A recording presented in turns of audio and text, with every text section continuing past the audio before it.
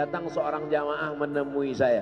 Ustadz Somad, saya kena penyakit insomnia, gak bisa tidur malam. Jam 2 malam mata saya masih berkedip-kedip. Bismika Allahumma ahya wa amut, gak mempan. Sebabnya apa Pak? Sebabnya saya beli tanah. Setelah beli tanah, tanam kelapa sawit, dipupuk, dijaga, 3 tahun berbuah. Pas mau dipanen, sudah dipanen orang duluan. Ternyata tanahnya bermasalah, dibawa ke pengadilan, dia yang menang. Akhirnya sampai jam 2 malam gak bisa tidur. Apa yang terlintas dalam pikiran? Kenapa beli tanah, kenapa tanam sawit, kenapa beli tanah, kenapa tanam sawit, kenapa diambil orang, kenapa dulu gak ternak ikan aja, kenapa gak ternak puyuh. Berbulan-bulan gak bisa tidur. Akhirnya pergi ke psikiater. Pak psikiater, ya saya sudah 2 bulan gak tidur-tidur Pak psikiater. Akhirnya Pak psikiater buat resep. Ini obatnya, yang ini dimakan sebelum makan, yang ini dimakan setelah makan, yang ini 3 kali, yang ini 2 kali. Akhirnya memikirkan resep itu, makin gak bisa tidur. Dimakan, tertidur. Dosisnya habis, terbangun. Kenapa beli tanah, kenapa tanam? Setelah dimakan, muncul masalah baru.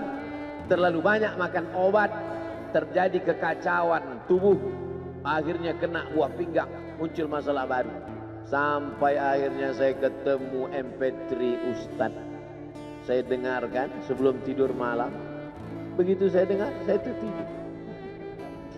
Makanya saya tidak marah kalau ada jamaah tertidur. Itu menunjukkan jiwanya tenang. Karena dia tidak kena penyakit insomnia.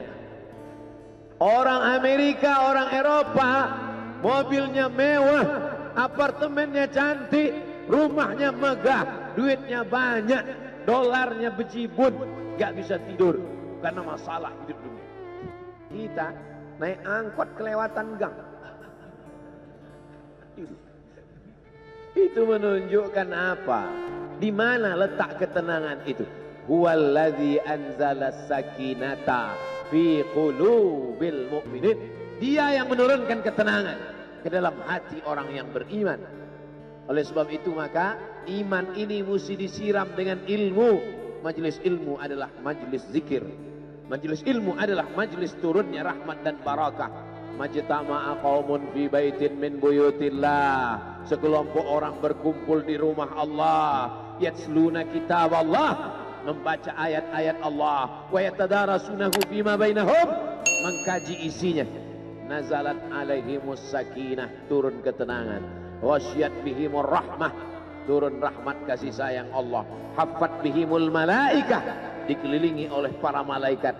Wa dzakarahumullahu fi man indah, dibanggakan Allah Ta'ala dengan para malaikat.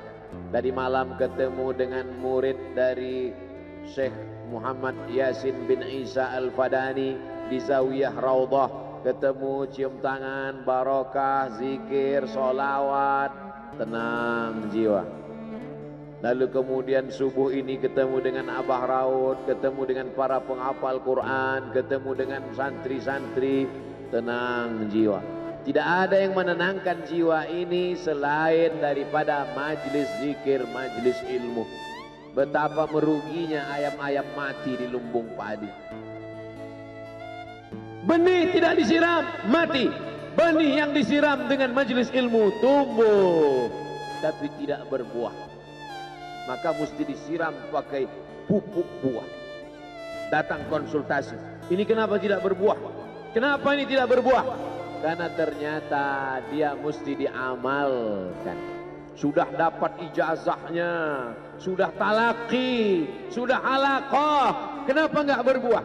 Belum diamalkan. Paksa-paksakan diri sebelum tidur malam, wudhu dulu, sholat witir. Paksa-paksakan diri bangun malam, tahajud. Paksa-paksakan diri siang, sholat qabliyah, sholat ba'diyah. Paksa-paksakan diri pagi, sholat duha. Paksa-paksakan diri, sholat subuh berjamaah. Barulah dia berbuah. Kalau dia tidak berbuah, dia hanya sekedar pokok kayu yang hanya membuat sampah saja. Tapi paling tidak tempat orang bernaung di bawah ketika panas. Tapi manfaatnya tidak sesuai karena yang ditunggu itu buahnya. Masa pohon kayu rindang besar tidak berbuah, sementara semangka yang kecil buahnya besar. Oleh sebab itu maka mesti berbuah. Benih disiram, berbatang, berputih, berbuah. Buahnya ranum, cantik dan indah. Begitu dibelah tak bisa dimakan. Kenapa? Ulat semua isinya. Oleh sebab itu mesti dijaga. Benihnya disiram. Apa yang bisa menjaga ini? Diprotek dia. Kenapa apel tidak dimakan ulat? Bukan karena ulat tidak sanggup beli apel, tapi karena disemprot pestisida. Ulat tahu ini ada pestisidanya, maka dia tidak makan. Kita nggak tahu, dimakan. Ikan asin tidak dikerubungi lalat. Tidak ada satupun lalat yang hinggap di ikan asin. Kenapa? Karena lalat tahu ikan asinnya pakai formalin. Manusia nggak tahu. Pintar mana manusia dari lalat? Jangan jawab. Akhirnya orang makan, menumpuklah pestisida dan formalin dalam darah. Apa namanya? CANCER, cancer. Karena dia tidak larut dalam tubuh. Yang lain-lain larut. Makanan-makanan larut menjadi energi, menjadi sampah, dibuang menjadi kotoran. Sama seperti daun, kalau jatuh ke tanah larut menjadi pupuk. Tapi plastik tidak larut, maka plastik sampah bertebaran. Oleh sebab itu maka ini mesti dijaga. Apa yang bisa menjaga buah apel supaya tidak berulat? Jagalah dia dengan ikhlas. Kamu kenapa nggak ke masjid? Saya kalau ke masjid riak, maka saya nggak ke masjid biar ikhlas. Tarkul amal li ajlin nas riak. Kata Imam Fudail bin Iyad, tarkul amal li ajlin nas riak. Tidak jadi beramal karena takut dipuji orang, riak. Wal amal li ajlihim syirik. Beramal karena ingin dipuji orang, syirik. Kenapa kamu nggak pakai sorban? Takut dipuji orang, riak. Pakai saja sorban anak, jangan takut dipuji orang. Pakai sorban, yakinkan dirimu. Baik. Ustaz, kenapa nggak pakai sorban? Ada masanya nanti pakai sorban. Tarkul amal li ajlin nas riya. Tapi beramal, tapi saya nggak tahan Pak Ustaz, dipuji orang. Luruskan, karena pujian pasti akan selalu datang. La'atiyannahum min baini aydihim wa min khalfihim wa an aymanihim wa an syama'ilihim. Datang dari depan, dari belakang, dari kanan, dari kiri, dari dalam. Alladzi yuwaswisu fi sudur, dari dalam, dari depan, dari belakang, dari kanan, dari kiri, dari dalam, dari dua aspek, minal jinnati wan nas, dari yang zahir, dari yang batin, berdatangan dia. La ughwiyannakum, aku akan goda anak cucu Adam. Sampai kapan? Madamat arwahuhum fi ajsadihim. Selama roh masih bersemayam dalam jasad, selama masih hidup, dia terus menggoda. Kapan kita berhenti dari godaan ini? Nanti setelah terbaring, terbujur kaku, bahkan sampai mau sakaratul maut pun dia tetap menggoda. Itulah makanya orang berzikir tidak bisa digoda waktu sakaratul maut. Kenapa? Karena la ilaha illallah akan terngiang di telinganya. Subhanallah walhamdulillah wa la ilaha illallah wallahu akbar. Subhanallah walhamdulillah wa la ilaha illallah wallahu akbar. Kalau itu diucapkan sekali, 10 kali, 100 kali, 1000 kali, terngiang dia di telinga kita. Bahkan ketika kita mau tidur malam pun terngiang dia. Bahkan ketika kita mengigau di tengah malam pun itu yang terngiang. Maka saat mau sakaratul maut pun itu juga yang akan datang. Apa yang kau ucapkan, apa yang kau dengar, apa yang kau pikirkan, apa yang kau renungkan, itu yang akan datang waktu sakaratul maut. Seorang bapak sudah divonis dokter, panggil istrinya, panggil anaknya, bawa ini ke rumah,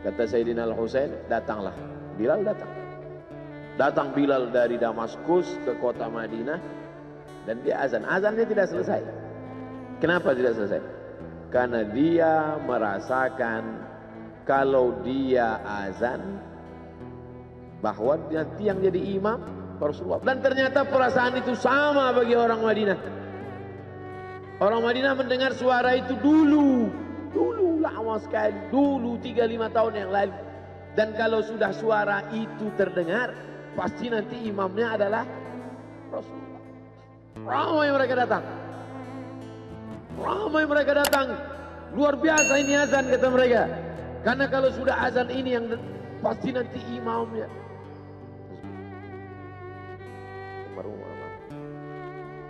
Al-Fatihah. A'udzubillahi minasyaitonir rajim. Alhamdulillahirabbil alamin. Arrahmanir rahim. Maliki yaumiddin. Iyyaka na'budu wa iyyaka nasta'in. Ihdinas siratal mustaqim. Siratal ladzina an'amta 'alaihim ghairil maghdubi 'alaihim waladdallin. Amin. Allahumma ighfir lahu warhamhu wa'afihi wa'fu anhu wa akrim nuzulahu wa wasi' madkhalahu waghsilhu bil ma'i wal thalji wal barad wa naqqihi minal khataaya kama yunqqa ath-thawbul abyadu minad danas wa abdilhu daran khairan min darihi wa ahlan khairan min ahlihi وقه من فتنة القبر وعذاب النار اللهم لا تحرمنا أجره ولا تفتنا بعده واغفر لنا وله ولإخواننا الذين سبقونا بالإيمان ولا تجعل في قلوبنا غلا للذين آمنوا ربنا إنك رؤوف رحيم اللهم اجعل أهله وتلامذته وطلابه من الصابرين الذين إذا أصابتهم مصيبة قالوا إنا لله وإنا إليه راجعون اللهم اجعل أبناءه وبناته من الصالحين والصالحات واحفظهم من كل سوء وشر اللهم اجعل هذا المعهد الذكر معهدا عظيما مباركا تخرج منه الطلاب والطالبات من المجاهدين والمجاهدات في سبيلك بأموالهم وأنفسهم اللهم احفظهم من الظلمات اللهم أخرجهم من الظلمات إلى النور اللهم وفقنا لما تحبه وترضاه اللهم اجعل أبناءنا وبناتنا من حفاظ القرآن والحافظات اللهم اجعل قبره روضة من رياض الجنان لا تجعل قبره حفرة من حفر النيران وصلى الله على سيدنا ومولانا شفيعنا وذخرنا محمد وعلى آله وصحبه وسلم والحمد لله رب العالمين. Kalau sayang dengan almarhum, hidupkan majelisnya, ramaikan, bangkitkan semangat, tunjukkan kepada Allah Subhanahu wa taala bahwa kita cinta. Sab'atun yudhilluhumullah, 7 orang yang dapat naungan yauma la illa dhilluh, hari itu tak ada naungan kecuali naungan Allah. Rajulani, 2 orang tahabba billah, mereka disayangkan Allah, ijtama'a ilaihi, bersama akan Allah, wa tafarraqa. Saya berharap saya dengan almarhum, saya dengan Abah Taud, saya dengan para sahabat termasuk yang mendapatkan naungan. Saya dengan almarhum tak ada hubungan kepentingan, kami tak ada hubungan politik, kami tak ada hubungan ekonomi, kami murni karena la ilaha illallah Muhammad Rasulullah. Alaiha nahya, dengan itu kami hidup, alaiha namutu, dengan itu kami mati, wa biha nub'atsu, insyaallah dengan itu juga nanti kita akan dibangkitkan. Sayang dengan Nabi, hidupkan masjid-masjid. Sayang dengan ulama, hidupkan majelis-majelis. Jaga peninggalan-peninggalannya, lanjutkan perjuangan. Itu bukti sayang. Sayang bukan di tepi bibir, sayang bukan basa-basi. Sebab itu kita akan dituntut di hadapan Allah tentang nikmat besar. Mudah-mudahan kita lulus ujian dunia, ujian akhirat. Amin ya rabbal alamin. Terima kasih segala perhatian. Mohon maaf segala kesilapan dan kehilapan. Jangan lupa salat sunat isyraq 2 rakaat. Terima kasih. Wassalamualaikum warahmatullahi wabarakatuh.